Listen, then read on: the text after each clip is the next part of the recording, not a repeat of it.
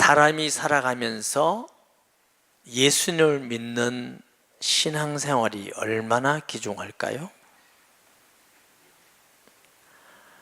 어떤 사람들은 신앙을 가지는 건 좋은 일이다. 또 위로도 받고 도움도 되고, 조금 더 어떤 분들은 신앙을 가지는 건 기도할 수 있을 때도 없고 혹시 또 하나님이 도와주실지 모른다. 예수님 안 믿는 남편들은 그러죠. 예수 믿는 건 좋은데 빠지지는 마라. 그리고 일주일에 한 번 예배 드리면 되지 뭘 그렇게 자주 가느냐. 너는 문제가 빠지는 게 문제다. 공산주의자들은 편이다.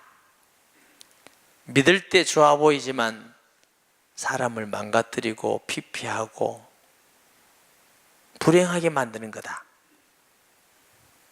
또 요즘 어떤 분들은 예수 믿는 건 사기를 당하는 거다. 하나님이 어디 있나? 예배 드린다고 기도한다가 도와주시냐? 이런 사람들이 있어요. 반면에 예수님을 믿는데 목숨을 거는 사람도 있어요.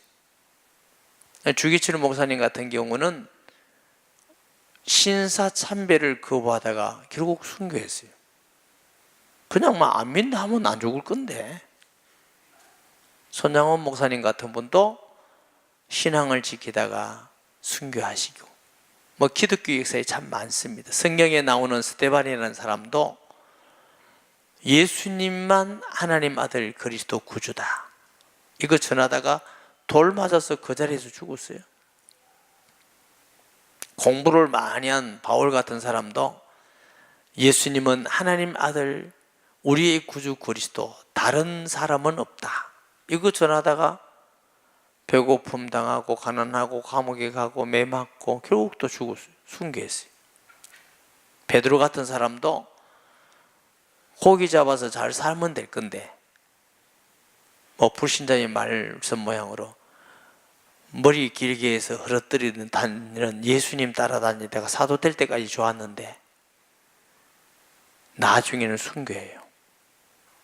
다른 이름으로서는 구원을 얻을 수 없느니 천하인간의 구원을 만한 다른 이름을 우리에게 주신 일이 없음이니라, 이렇게 고백을 했어요. 어떤 분에게는 예수 믿는 게 참 어리석어 보이기도 하고, 어떤 사람은 예수 믿는 것이 우리의 모든 것이다, 이렇게 고백하는 사람도 있습니다.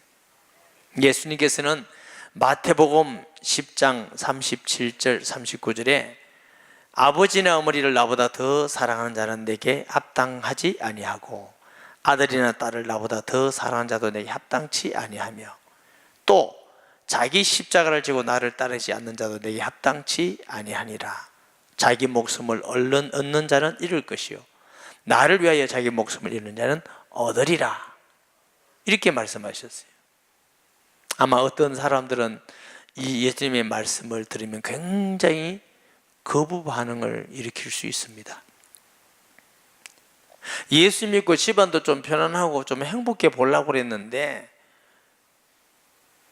오히려 예수 믿고 나니까 부부 갈등이 있을 수 있고 부자 간의 갈등도 있을 수 있고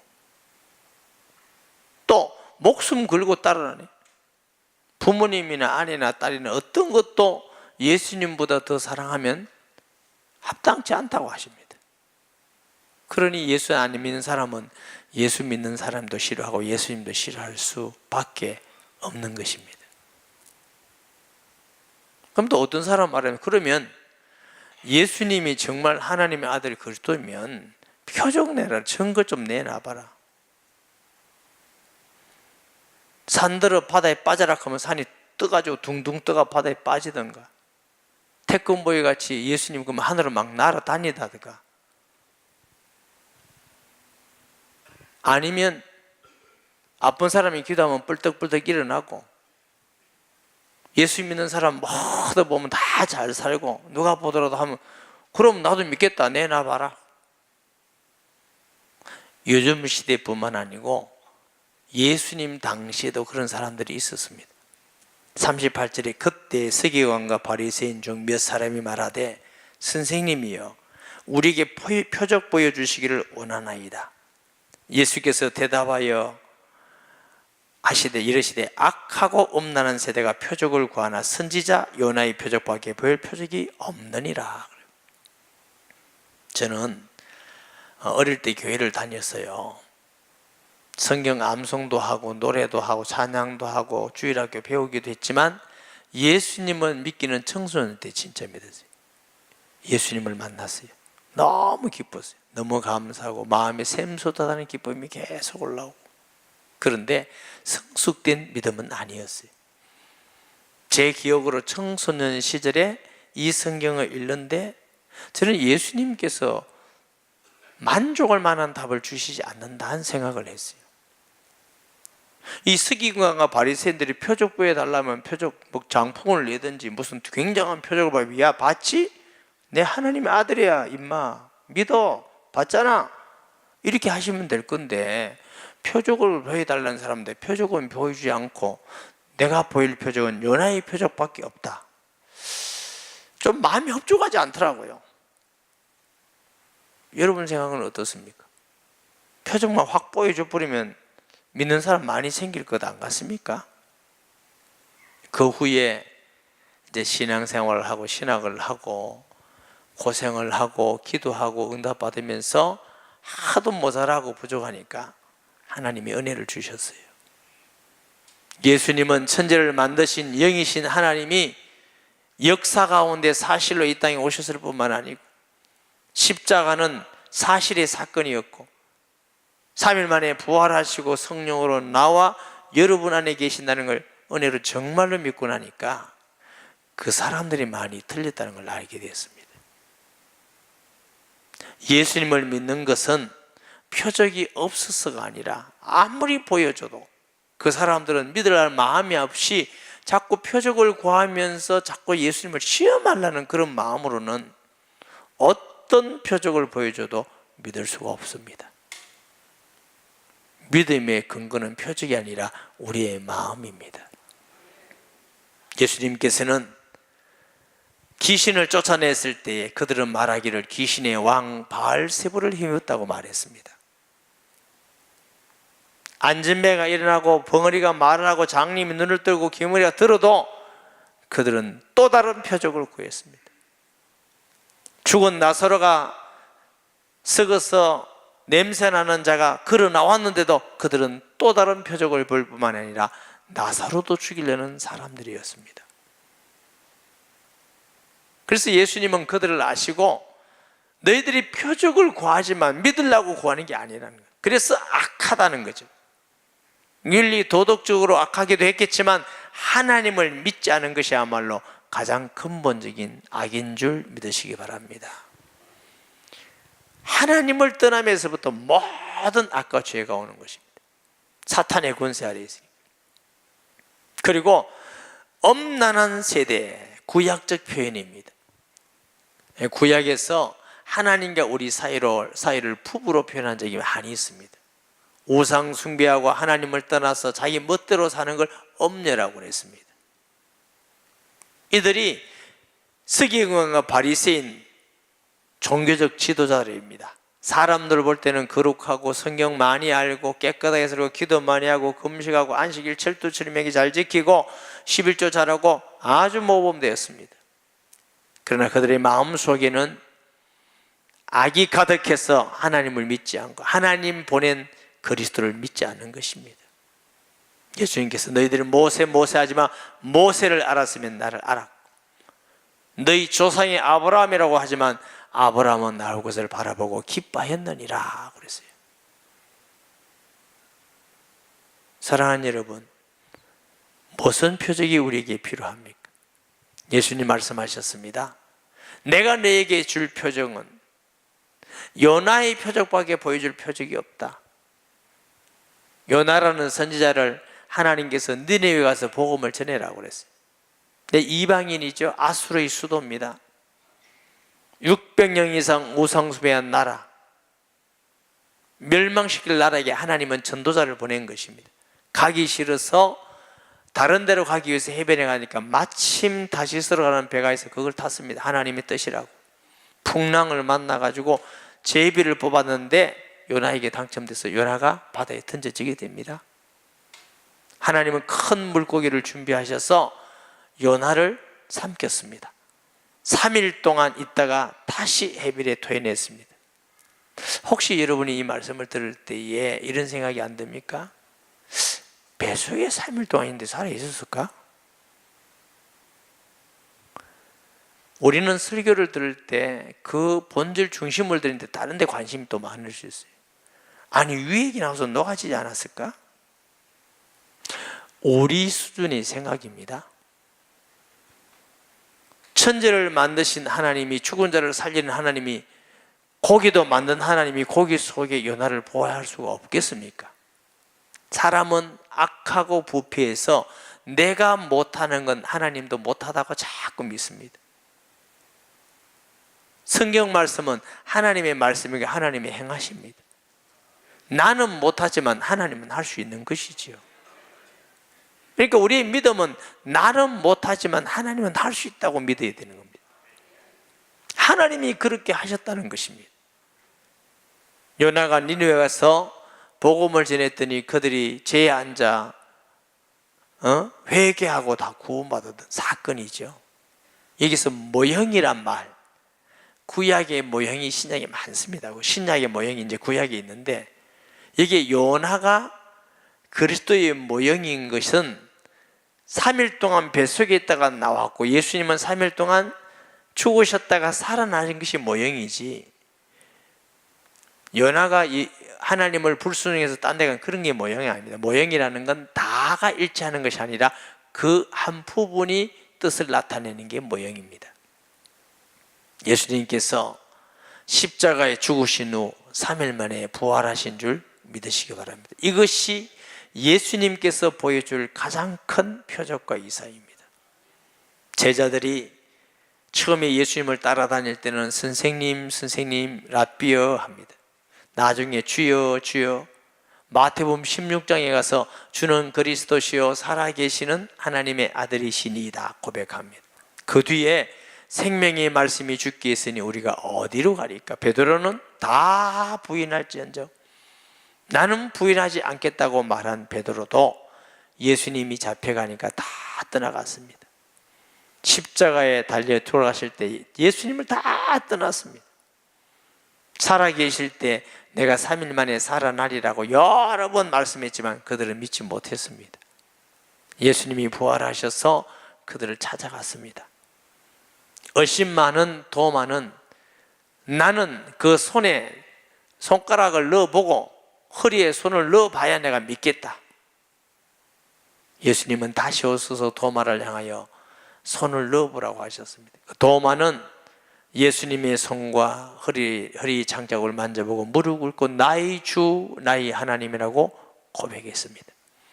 그 이후로 제자들은 예수님을 부인한 적이 없고, 사도 요한은 말년까지 살았다고 교회사가 말합니다. 그 외에 모든 제자들은 다 순교했습니다. 순교하기까지 한 사람도 부인한 사람이 없습니다. 그들은 어떤 표적과 기적을 봤지만, 예수님을 그리스도로 하나님 아들로 믿었지만 자꾸만 의심하고 떠나가는 믿음이었지만, 예수님의 십자가와 부활을 만난 후에는 그들은 믿음은 영원히 흔들리지 않았습니다. 사랑하는 여러분, 우리의 신앙이 응답을 쫓아가지 마시고 축복을 쫓아가지 마시고 기적과 표적을 쫓아가지 마시고 예수 믿는 신앙 되시기 바랍니다. 많은 사람들이 표적을 쫓아가고 응답을 쫓아가고 축복을 추구해가고, 이건 신앙의 본질이 아닙니다. 신앙의 본질은 예수님을 나의 하나님, 나의 구주로 믿는 것입니다. 그분을 믿고 그분을 바라보고 그분에 따라서 인도해 받으면 우리의 모든 삶 속에 하나님이 함께함을 나타내십니다. 경험하게 됩니다. 주와 동행하게 될 줄 믿습니다. 그래서 예수님께서 내가 보여줄 표적은 요나의 표적과 보여줄 표적이 없다. 그것이야말로 최고의 표적임을 믿으시기 바랍니다. 하나님이 이 땅에 오셨다는 것보다 더 기적이 없습니다. 죄 없으신 하나님 아들 그리스도가 죄인의 속에 죽었다는 사건보다 더 놀라운 사건이 없습니다. 죽었다가 살아난 사건보다 더 위대한 사건이 없습니다. 하나님 우편에 계실 뿐만 아니라 성령으로 우리 속에 완전하신 하나님이 계시는 놀라운 은혜와 복을 주심을 믿습니다. 40절 요나가 밤낮 사흘 동안 큰 물고기 배속에 든 같이 인자도 밤낮 사흘 동안 땅 속에 서리라. 심판 때에 느니웨 사람이 일어나 이 세대 사람을 정죄하리니 이는 그들이 요나의 전도를 듣고 회개하였거니와 요나보다 더 큰 이가 여기 있으며 심판 때에 남방 여왕이 일어나 이 세대 사람을 정죄하리. 이는 그가 솔로몬의 죄의 말을 듣고 땅 끝에서 왔으며 솔로몬보다 더 큰 이가 여기 있네. 서바 여왕이죠. 그리고 애굽과 에티오피아 여왕이기도 하다고 합니다.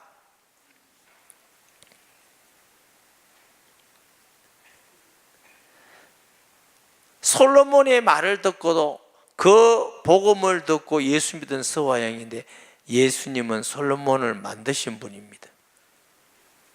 요나는 선지자지만 선지자를 보낸 분이 예수 그리스도십니다.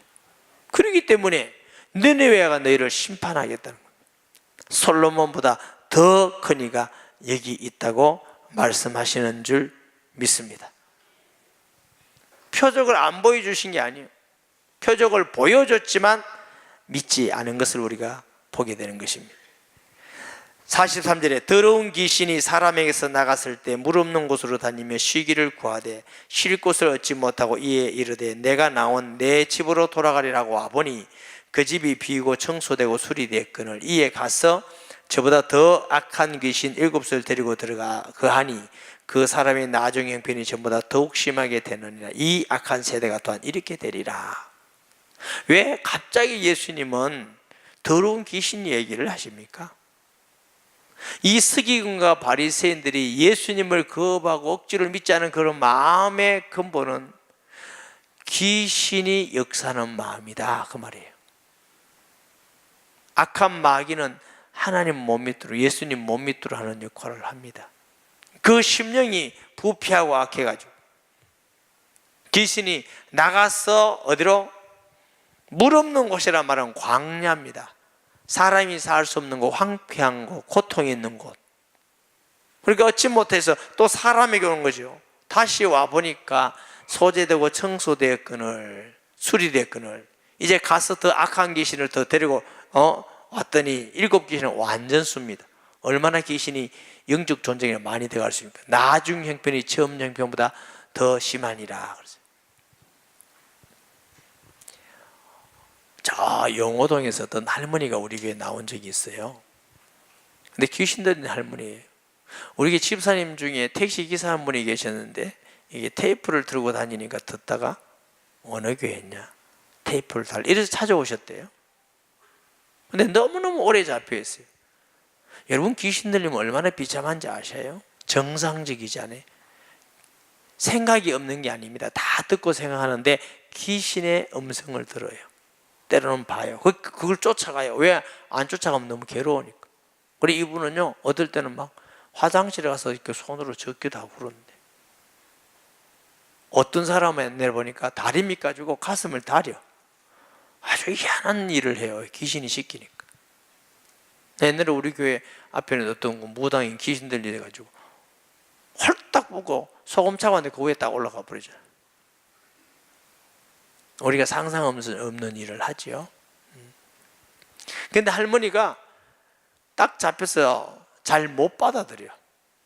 그래서 사무실에서 몇 사람하고 이제 같이 기도했는데 저는 그런 경우를 또 처음 봤어요. 기도했더니 기도하는 순간 아이고 무서워라 빛이 들어온다 내 집 다 부서진다 아이고 겁나라 나갈게 그리고요 기도 끝나치면 멀쩡해져. 연극하는 것 같아. 또 기도하면 또 그래요. 그때 우리가 모르는 집이 있구나. 귀신의 집이 우리 몸속에 무슨 콘크리트가 또 짓는 게 아니고 이게 우리가 모르는 집이 있나 봐요. 그러니까 여러분, 무당들이 일순간적으로 귀신을 쫓아내는 거 아세요? 센 무당이 있어요. 귀신이 있어요. 그러면 약한 귀신을 쫓아내요. 여러분, 굿하면 그 다음에 쫓겨난 후에 귀신이 더 들어갑니다. 그래서 굿은 하면 할수록 자꾸 귀신이 더 들어가죠. 더 심해집니다. 이것 때문에 그래요. 우리가 복음을 전할 때도 어떤 사람은 귀신 쫓아낸다고 막 기도하고 쫓아내고 그냥 와요. 그러면 안 돼요. 그러면 나중에 힘이 더 심하게 됩니다. 예수님을 구주로 영접해야 다시는 귀신이 들어올 수가 없습니다.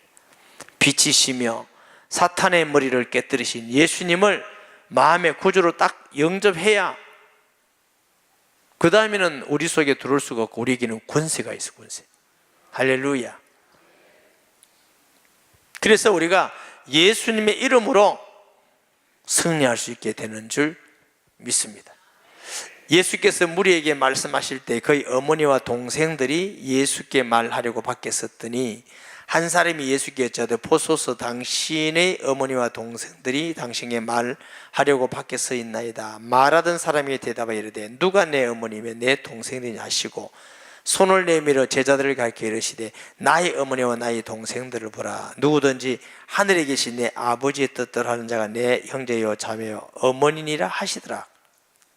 마가복음 3장에도 이 말씀이 나오는데 배경이 뭐냐면은 예수님이 귀신을 쫓아내었더니 이 바리새인들이 귀신의 왕 바알세불을 힘입어 귀신을 쫓아냈다. 그러니까 이게 지금 논쟁이 된 겁니다. 그 이야기들을 듣고 예수님의 어머니와 육신의 동생이 예수님의 곳으로 찾아온 겁니다. 그래서 바깥에서 있으니까 어머니, 동생, 형제들이 왔습니다 하니까 누가 내 어머니고 내 형제냐. 자, 이때까지 예수님의 어머니 마리아는 예수님을 믿었다고 저 개인적으로는 생각을 합니다. 왜 그러냐? 여자가 아기를 뵀는데 남자를 모르고 성령으로 잉태됐다. 그거 어떻게 여자가 있습니까?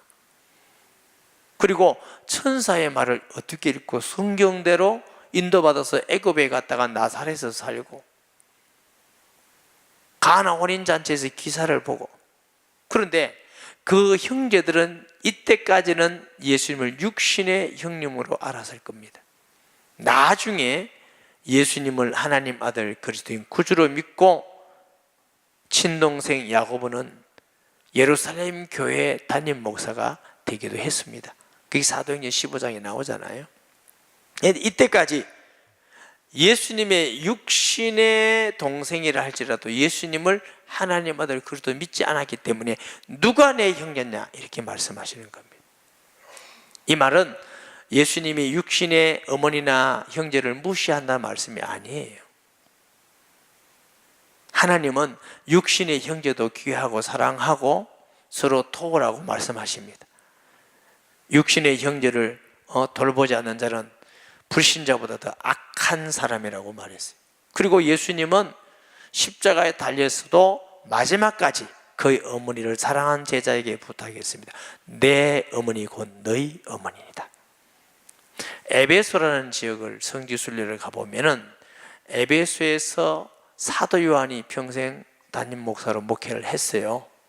그때 끝까지 모시고 계셨던 분이 예수님의 육신의 어머니 마리아예요. 거기 가면 마리아의 무덤이 있고 사도 요한의 무덤이 있음을 우리가 보게 되는 거지요.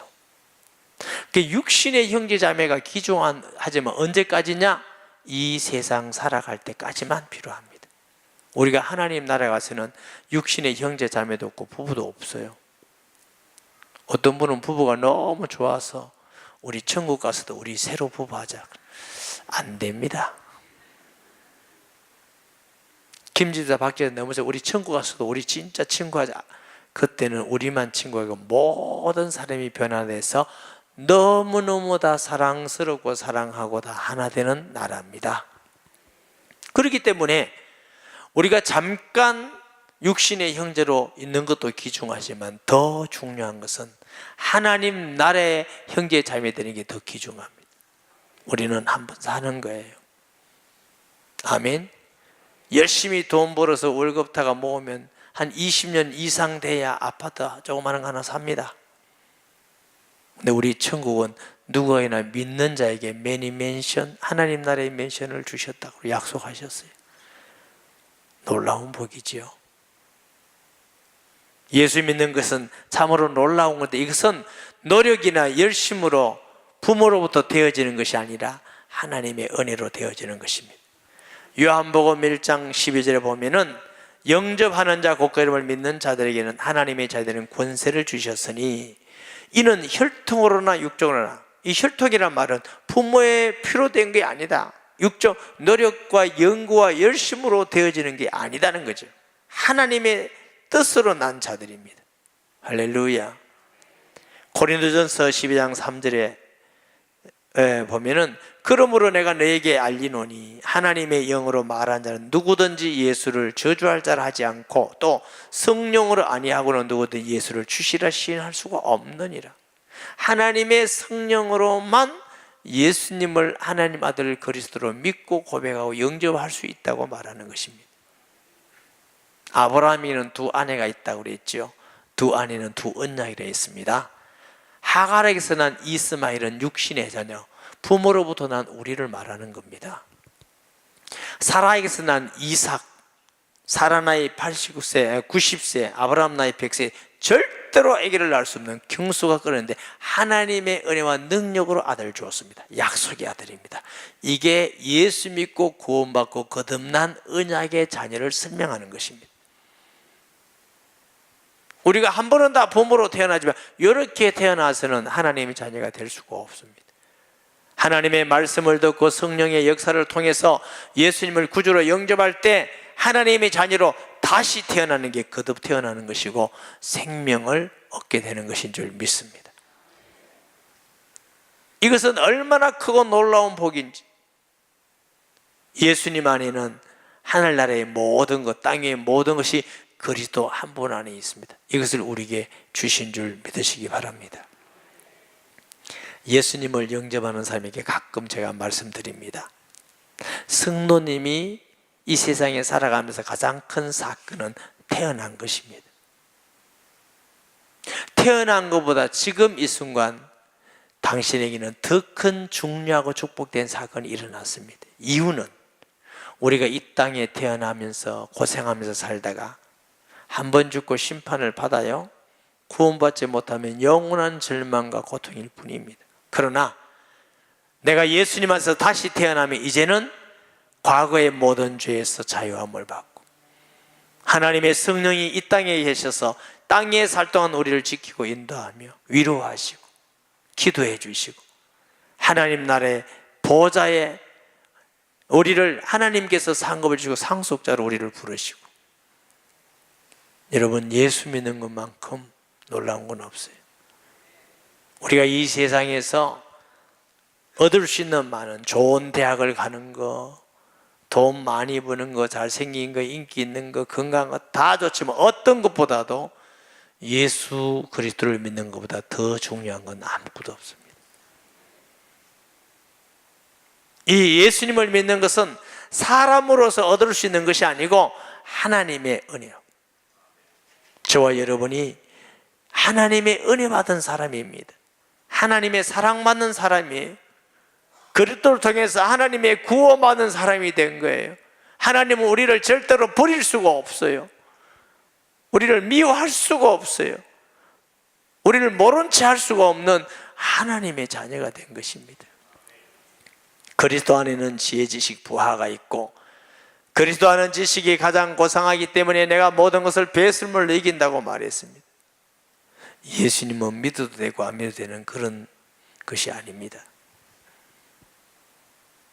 예수님은 안 믿으면 구원받을 수가 없고 예수님을 믿을 때 구원받고 예수님이 우리의 주가 될 때 그리스도 안에 있는 모든 것을 누리게 되는 것입니다. 사랑하는 여러분, 예수 믿는 건 아편이 아닙니다. 우리가 이 세상에 살아가서 좀 도움이 되는 액세서리가 아닙니다. 가정에 좀 필요한 그런 것이 아닙니다. 예수 믿는 건 우리 삶의 목적입니다. 우리가 예수 믿는 것 때문에, 하나님을 경외하는 것 때문에 건강도 필요하고 직장도 필요하고 가정도 필요하고 모든 게 필요하기 때문에 예수님은 아비나 어미나 딸이나 자식이나 어떤 것도 나보다 더 사랑을 내게 합당치 않다고 하셨고, 그 예수님을 진짜로 알고 믿었던 사람들은 목숨을 아까워하지 않고 주를 위해서 죽을 수 있었던 사람들입니다. 이것은 사실입니다. 우리의 마음을 낮추시고 진실하고 확실히 믿어서 그리스도의 사람으로 증인으로서 늘 하나님이 함께 하시고 응답받고 동의하는 복 있는 성도가 되어서 우리를 통해서 많은 사람들이 볼 수 없는 하나님, 이성으로 이해할 수 없는 그리스도가 증거되어서 우리를 통해서 많은 영혼이 구원받는 데 쓰임받는 교회와 성도가 되기를 예수님의 이름으로 축복합니다.